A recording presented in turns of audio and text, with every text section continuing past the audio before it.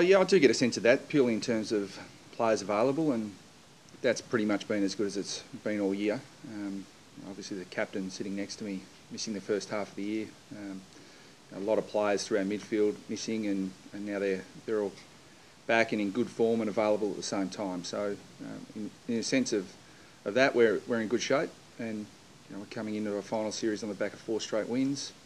So, the opportunity's there for us, and we feel ready to take it. The 5 players that missed out on the weekend that have all been part of your best 22, all definitely back this week? No one's definite this week. We've got some really good problems and things to work through, but I mean we'll put the side in that we think's best equipped to get the job done against Essendon. So no one's guaranteed, and we're going to have a long series of meetings this week, I suspect. In terms of fitness, though, Lindsay had a little knock. I think the same with Greenwood, that they're going to be all available. Yeah, they're all available. In terms of whether they all get picked is another story. Aaron Blake's played every game, purely stats-wise. Second half year, he's just averaged just under a goal a game. I guess Ben Brown's had a huge impact. Mason Wood looked very good on Saturday night. Does that pose a problem for you? And is there something that Aaron's doing that I guess goes beyond the stats, like that would make you happy with his performance? Yeah, I mean, his work rate's very good. He does some things that other players simply can't do with the attributes he has. So he's valuable to our team, and you're right. Behind closed doors, there are some things that he provides to the team that won't show up on any stat sheet anywhere. So that being said, you're right. Mason Wood came in and played well on the weekend, and Daniel Curry came in and played well. Ben Brown's playing well, and clearly Drew's a mainstay of our forward half. So again, that's just one part of the ground where we've got to work out the best structure to get the job done this week. What did you learn from that final 2 years ago that you can use this week, whether it was the lead-up, game day? Oh no, I mean the lead-up was fine. I mean we just, at the time we qualified 8th. We on the back of about 8 elimination finals in a row, and when the real elimination final turned up, we were just not ready to take our opportunity, and we got completely shown up on the day. It was, the fact that it was a final, away from home, all that sort of stuff's irrelevant. We were just cooked at that stage of the season. We're a much more resilient, hardened group, and a group that's earned its opportunity of a home final on the back of 14 wins. So we're ready to take our opportunity, we think. Do you think you're more capable for finals now, and I think you've shaved about 3 goals off your average score against this season compared to 2012? Oh yeah, we're definitely more ready. I mean, but whether we're ready enough, we'll find out Saturday night. But we've certainly prepared well. We're in good shape. So as I said, our opportunity's there for the taking, and we want to stand up and take it. I think you're definitely a lot tighter though than you were back then. Yeah, we're better in every area, but I don't think there'd be too many sides that would look back and think they're worse than they were 2 years ago. Lockie Hansen and Lee Adams played. How have they pulled up? Yeah, look, Lee should be fine. He's a little warrior, Lee Adams. He gets knocked around a fair bit, so we'll have to be obviously very careful with him and make sure that we treat him appropriately and make sure he's right to go. But that, I suspect we won't know that till Thursday or even Friday. Lockie pulled up a bit sore again, so we'll assess him throughout the week. But he's a pretty important player to us, and has shown that he's an important part of our back half. And if he's fit and right to go, we'll select him. If not, we won't. We'll pick our fittest, freshest 22 we can to get the job done. Can a team win the flag from outside the top 4? Not in the last decade. So we'll make some history if we do. But we know the enormity of the challenge. But this is why we play this game. This is why the players play. This is why the coaches are involved at this level, because we're competitors and we want to get out and compete. And competitors want to stand up in September. And this is when reputations are made. And we've earned out the right to play in finals. We've earned the right to a home final, and we'll give it an almighty crack. Is your opposition this week a difficult one to assess, and then they're good's very good, and they go to sleep in games? How do you sort of assess where they've been the last month? Oh, well, I mean, they're a good side. I mean, I think that's more for them to talk about than for us to comment on. I mean, we certainly know what they're capable of. We know how they play when they play at their best, and their best is pretty formidable. So we're under no illusions as to the challenge that Essendon pose on Saturday night. They played a lot of keepings off against you in round 1. Do you expect them to play a similar style? we'll have a really good look at the last 4 to 6 weeks, I think, which will give us a better indicator as to the way they'll play. But, I mean, there are 2 teams out there, so they'll try and play their way, we'll try and play our way, and it's who can take that dominant position. What do you think, Red Carlisle? Is your expectation that he will play this week? Or?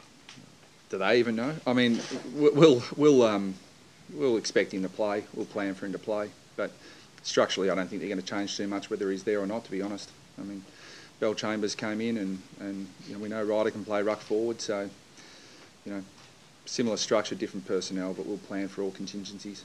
Do you think Paddy Ryder's their most important player? Oh, their captain will have a bit to say about that, I reckon. The Brownlow favourite, or one of them, Heppel, would have a bit to say about that. So, no, they've got a lot of quality players. You know, narrowing it down to one's too difficult. How do you rate the Essendon midfield? Yeah, strong. I think Brad touched on a couple there, Heppel, Watson, you chuck in Zaharakis, Goddard when he goes through there, plus the numerous other guys that they've got there. So, yeah, it's going to be a really big challenge, but we think we've got some really good depth. Be nice to have the little champ Boomer running around, but, you know, when you've got Siebel, Cunnington, you know, Wells back in there, if Greenwood can come back in, Basnak, Del Santo, so we think we've got enough guys who can match them. You were part of that team in 2007. There's probably not many of you left that's won a final. Do you feel it's time this club won a final? Oh yeah, we'd love to. We've got ourselves into an opportunity to do that now, and I think we've matured and have come a fair way as a group. So as you said, most of the guys who probably played in that game or in those games aren't on the list anymore. So we've got a new group of players here, and we're all trying to strive to create something for ourselves and for our club and supporters. And yeah, we've got a great opportunity. Is there much difference, Andrew, between playing on the G compared to Etihad, which is, you know, we usually play in Melbourne? Well, probably the main thing is not having the roof there. But apart from that, you know, we're still in Melbourne, so for us it doesn't matter where we have to play. We're just thankful we've got the opportunity. Brad, a few years ago, the club made some key list decisions to part with Josh Gibson, David Hale, Hamish McIntosh more recently become premiership stars. Do you think the position the club's in now sort of validates and justifies that journey you've been on, those very hard decisions you've made on some very good players in your football club? Look, I think, you know, you look at trades, and you know, I like to think that most of the time they're win-win. You know, Josh made the decision to leave before I arrived at the club, so you know, that wasn't a choice. Hale and McIntosh are pretty clear for us. I mean, if as good a players as Haley and Hamish are and were, the reality is 2 of them will be playing in our VFL side at the moment. So Goldstein's taken his opportunity. So you know, they were list balance decisions, and good decisions for Hamish and Haley, who have gone on to really strong clubs and are playing good footy, and good decisions for us as well. How big is the rivalry between North and Essendon? Have you noticed it since you've come to the club that it is always a big game? Yeah, supporters look forward to it. You know, and it's great for us. I mean, we really enjoy that, and you know, I think the supporters will get up. We want every North Melbourne fan to get out and buy a ticket and fill the MCG, and I'm sure the Essendon supporters will be doing the same thing. So, you know, we get a great opportunity to play on, you know, the best ground in the world, and in September. So, you know, against a really good opposition that our supporters of both clubs, you know, really enjoy. So it's going to be a great game, and hopefully all the fans get out and support us. Sorry, you spoke about the rivalry between the fans, especially. Just to Andrew, as a playing group, do you feel that dislike that the fans feel for wrestling? Yeah, I definitely think there's a certain amount of that comes through. You talk to especially the older guys in Boomer and probably Drewy, the 2 guys who have been around the longest, and you know, played a lot of footy against them. So every time we play them, they usually bring up a couple of stories. So yeah, it's going to be a good opportunity for our guys to go out there and battle against them. And as Brad touched on, you know, good chance for our supporters to get out in big numbers. Do you have to win, Andrew, to get a pass mark? Do you think it's about black and white this weekend? I suppose I haven't really thought about it too much, to be honest. You know, our big focus has just been getting ourselves into a position to be able to compete in the finals. So we've done that now, and we think we're in good shape to be able get a win. Whether or not that's a pass mark, we'll have to probably look back at the end of the year. Brad, you speak of how you've got some good selection decisions ahead of you this week. Do you have a feeling of how many changes you want to make to the side, given you have won 4 straight? Yeah, look, I mean, we made 5 changes on the weekend, so look, you look at some of the players who have been mainstays of our side, and you suspect a few of them are going to come back, and probably the guys who come back are fairly easy to work out, but it's getting the final 22 that's the challenge. So, no, we're not concerned about making a number of changes. Yeah, I think there are a lot of North Melbourne supporters that are running out and getting number 40 put on the back of their North Melbourne jumper at the moment. Yeah, it'll be hard to leave out, but you know the reality is it's a pretty brutal game, and it's brutal at selection. You know, we'll make no apologies for the side we pick, and we'll pick the side that we think can get the job done. But he hasn't put a foot wrong to this point. Time will tell, Nick. I haven't spoken to him this morning, but pretty minor knock in the scheme of things. So he's a warrior, he's a competitor. I suspect he'll be right. Right, Andrew, much of the inconsistency of the ups and downs of this season, has that taught you much, prepared you well going into September, or does it leave some uncertainty in your mind, or how's that sort of affected you coming into the finals now that you're going? I don't think it will affect us going to the finals. I think our last 4 weeks we've really got on top of what makes us a good side. I think we're really clear now as a playing group and of what we need to do well, or what we need to do during games to play well.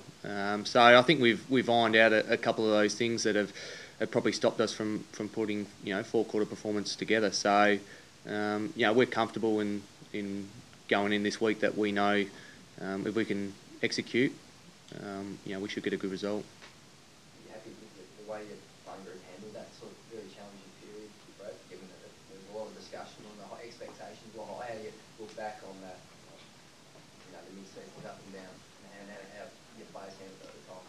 Yeah, the players have grown, they've matured, they're more resilient than they've been at any point before in my tenure at the football club.